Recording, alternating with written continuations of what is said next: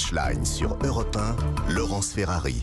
On se retrouve dans Punchline sur Europe 1. Il est 19h31 avec Vincent Hervouette d'Europe 1, Anne-Jeannette Bougrabe et Amine El Khatmi qui sont essayistes. Encore un tout petit mot de Charles III. On évoquait la monarchie britannique, la façon dont nous sommes un tout petit peu envieux, nous autres Européens et particulièrement Français. Et puis on évoquait les années 80, la façon dont les grèves des mineurs ont été cassées par Thatcher à l'époque, Margaret Thatcher, et pas par la reine. Hein. C'est ça, c'est Margaret Thatcher qui a été le fer qui a repris en main, en fait, qui a stoppé le grand déclin du Royaume-Uni avec des mesures extraordinairement déterminées, obstinées, que ce soit avec les Argentins dans la guerre des Malouines, avec les Irlandais, dont elle a cassé quand même la machine militaire clandestine de l'IRA, ou que ce soit avec les syndicats. Et on se rappelle effectivement de la grève des mineurs. Elle les a laissés sur le carreau et elle a redressé le Royaume-Uni. La reine, on le sait très bien maintenant grâce à Netflix, tout le monde sait ça, n'était pas obligatoirement formidablement admirative de cette femme. Elle ne l'aimait pas. Oui, qui lui volait un peu la vedette et qui était si dure, semble-t-il. Et en face, Margaret Thatcher ne se laissait pas marcher sur les escarpins. Parce que, quand même, la reine Elisabeth aura passé 70 ans, plus de 70 ans quand elle était reine, à se promener à travers la planète en ne disant que les banalités d'usage. Elle parlait du temps, de la météo, elle parlait des chiens, elle parlait de toutes sortes de choses comme ça. Parfois, éventuellement, elle évoquait l'histoire, peu, mais pour le reste, elle était en quelque sorte payée pour ne rien dire, et pour ne rien dire de politique en tout cas. Et le secret de ses tête-à-tête avec ses premiers ministres est tellement respecté que les seuls qui ont transgressé un tout petit peu la loi du silence l'ont payé cher. Le nommé Tony Blair a eu beau sauver l'image de la monarchie en lui rendant un grand service au moment de la mort de Diana.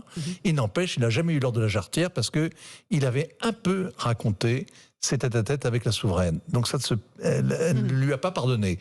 Et David Cameron aussi. Mais pour le reste, la reine n'a jamais fait de politique. Elle était la reine. Elle régnait, elle incarnait, elle ne gouvernait pas. Et la reine a vu passer 15 premiers ministres, donc la reine restait et les premiers ministres passaient. Parce que c'était comme le président de la Troisième République. C'était en fait ce que dit ce mot terrible qu'avait Clémenceau sur les présidents de la Troisième République. C'était inaugurateur de chrysanthème, c'est-à-dire que c'est pas une monarchie absolue.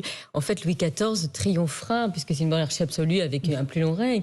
Non, mais moi, je suis pas d'accord avec vous. Un plus long règne de 2 ans. J'aime beaucoup Clémenceau, mais il n'empêche que les présidents de la Troisième République avaient des pouvoirs, mais ils sont tombés par ils inauguraient les chrysanthèmes, c'est vrai, mais ils étaient l'homme d'un clan, l'homme d'un bord politique.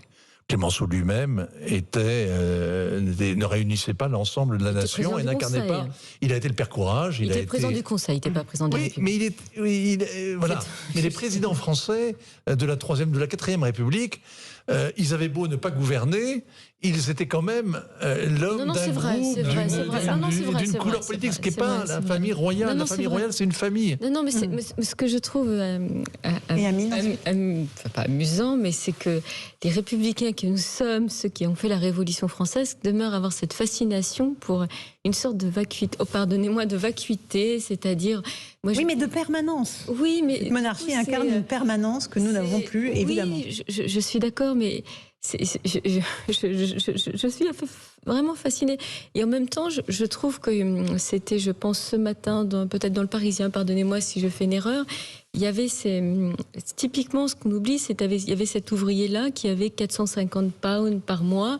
Et il disait, mais je n'ai pas d'argent pour aller offrir et je ne pourrais pas, je vais pas dépenser des sous pour offrir des œillets à mettre, voilà. Et c'est un peu aujourd'hui ce Royaume-Uni-là qui a... Mais il avait besoin de participer. Il a besoin de communier. Il le fait pas.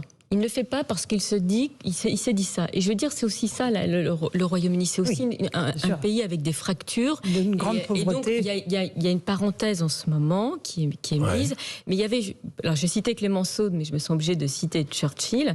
Si elle n'a pas d'ennemis, c'est toujours un peu inquiétant parce que Churchill disait, vous avez des ennemis, ça c'est une bonne chose parce qu'au moins, ça veut dire qu'une fois dans votre vie, vous êtes tenu debout. Voilà. Et ça fait Churchill, voilà. Avoir des ennemis, Amine El Khatmi et ensuite Vincent. Je trouve très intéressant ce que vous dites sur le mot parenthèse. Lorsque vous dites là, C'est un pays fracturé, mais là, il y a une parenthèse et elle est manifeste, on le voit. Et effectivement, ce que vous avez dit, cher Vincent, c'est le fait que ce ne soit pas, là en l'occurrence, la femme d'un clan, ce ne sont pas, par exemple, les pro-Brexit ou les anti-Brexit qui rendent hommage. Ce sont, dans cette foule devant les palais et sur les routes, il y a des gens qui ont sans doute voté pour le Brexit, d'autres qui ont voté contre. Mais par rapport au parallèle à la France, ce qui appelle peut-être la fascination, c'est que nous, on se demande où elles sont, nos parenthèses. Ouais. Où est-ce qu'elles sont, nos parenthèses à nous ? Dans un pays fracturé, alors certains pourraient vous dire, ce sont les grandes compétitions sportives. Ou les tragédies comme les attentats de 2015. Par exemple, voilà, malheureusement. La manifestation, du 11 janvier. La manifestation du 11 janvier. Ça reste du tragique. Quelle est, au fond, la personnalité, le symbole, l'institution qui fait que un Français gilet jaune et un Français anti-gilet jaune peuvent, le temps de cette parenthèse, qui ne soit pas un attentat ou qui ne soit pas un drame, se dire nous sommes Français. À part les matchs de foot. À part les matchs de foot. Vincent Hervouette. Ou les élections présidentielles. Autrefois, c'était ça, en tout cas. Oui, il y avait un moment où quand même tout le monde se passionnait pour la même chose. C'est terminé. Vous avez entre le nombre de gens qui font défection, c'est-à-dire qui vont à la pêche et qui ne vont pas voter, et ceux qui votent pour des extrêmes qui n'ont aucune chance d'arriver au pouvoir, vous avez finalement des dirigeants politiques qui incarnent peut-être la République, mais qui, pour autant, n'ont pas beaucoup de gens derrière eux pour... il n'y a pas grand monde qui les ait installés au pouvoir. Vous n'avez pas un roi qui puisse tenir sur son trône s'il n'a que 50% et une voix de la population derrière lui. Moi, ce que je crois, franchement, c'est que, vous parliez du Brexit, c'est très révélateur. Il y a dans toute l'Europe un sentiment de perte avec la disparition de la reine Elisabeth, et c'est pas simplement parce qu'elle est là depuis très longtemps. Même si ça joue. Parce qu'on mettriez une vache à la télé tous les jours à la même heure, elle finirait par avoir un fan club. Et donc la reine Elisabeth, c'est vrai que la longévité, ça a joué dans sa notoriété, mais dans sa popularité. Mais il y a autre chose. C'est-à-dire que vous voyez le rituel de la monarchie. Vous voyez ses uniformes. Vous voyez l'émotion du peuple. Vous voyez un très grand pays qui vient de loin. Vous comprenez instantanément qu'il y a une famille qui unit les générations, qui unit le passé et l'avenir, avec les petits-enfants et les vieux de la même tribu. Vous voyez tout ça, et vous vous dites, mais c'est extraordinaire, parce que comment ça se fait qu'ils soient à la porte de l'Europe ? Comment ça ? On se dit, le premier réflexe, on se dit, ils sont formidables, ces Anglais, on devrait les accueillir dans l'Union européenne. Puis à ce moment-là, on se rappelle qu'ils sont partis il y a... Précisément, ils en sont... Il y a quelques années, il y a 5 ans, et que personne en Europe n'a dit, mais on ne peut pas les laisser partir.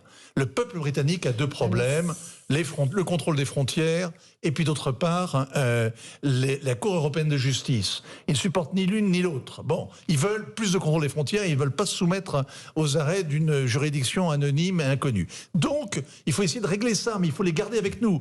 Il faut changer tout en Europe pour garder le Royaume-Uni avec nous. Personne n'a dit ça. C'est exactement le contraire. Ça a été, eh bien... Qui veulent partir, ils partent. Voilà. Bon vent, bon débarras, payer la note en sortant et aller au diable.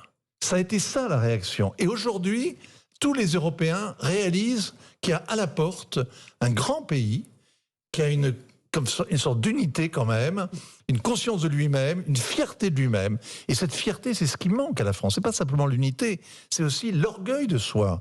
C'est aussi cet orgueil positif qui fait que vous êtes fiers de vos aïeux, vous êtes fiers de ce que vous avez fait, vous êtes fiers de ce que vous êtes aujourd'hui, et vous allez vers l'avant. Démonstration implacable, Vincent Hervouette, pour nos amis britanniques. J'enlève la vache. Oui, retirez-la, parce que pour ceux qui ont fait de la télé un peu tous les jours, ça peut de façon un petit peu ambiguë. Non. Je fais ça aussi pendant 25 ans. Jeannette Bograd, je sais, et on en a fait ensemble. Non, mais en Europe, en fait, être une république, c'est pas non plus le droit commun, parce qu'en fait, la Belgique a sa monarchie, la Suède a sa monarchie. Oui. Donc, en fait, la république a quelque chose de... Les Français, l'Espagne a sa monarchie. Donc... Mais ça marche. Oui, non, mais là, faut aimer la monarchie. Moi, je suis une vraie républicaine, ça, je l'avoue. Et Donc pas nostalgique de la monarchie. Ah non, absolument Pas de monarchie en Belgique, il n'y a plus de Belgique. Pas de monarchie en Espagne, vous avez le retour de la guerre civile. Et donc, non, mais la deuxième chose, c'est que, alors, peut-être c'est mon côté peut-être un peu midinette, c'est l'épisode de Meghan. Alors là, vous voyez Harry qui se sont exilés aux États-Unis, les propos que la monarchie aurait tenus sur la question du métissage de l'enfant. Vous savez, cette espèce d'épisode, d'espèce de soap, en feu, et encore le dernier interview de l'épouse du prince Harry, le fait d'aller aux États-Unis, l'espèce de gamin gâté, alors on leur paye des grandes maisons. Enfin, on a l'impression quand même qu'il y avait quand même une très grande déconnexion avec la réalité de ce que pouvaient vivre au quotidien les Britanniques. C'est-à-dire qu'on leur paye leur villa, ils ont ça. Donc du coup, il y a un côté, moi je pense que là, effectivement, il y a la question de l'émotion, du recueillement, et on doit... N'avons-nous pas quelques responsables politiques bien républicains de chez nous qui ont fait preuve ces dernières années d'une déconnexion Amine El-Khatmi. Pardon, Laurence Ferrari. Non, mais je le dis pour nos auditeurs, qu'ils vous Bien sûr, situent. qui n'était certes pas comparable au train de vie royal de ce jeune homme et de sa compagne, mais qui vivait dans des manoirs. non, moi je l'ai défendu pour ce qu'on l'a attaqué sur la question de ses origines ethniques et de la couleur du bébé. Oui. Bon. Non, c'était plutôt Alors, ça. on va faire un tout petit clôture du chapitre Harry et Meghan. Là, on fait une pause. On se retrouve dans un instant dans Punchline sur Europe 1. Tout de suite. 18h-20h sur Europe 1, Punchline, Laurence Ferrari.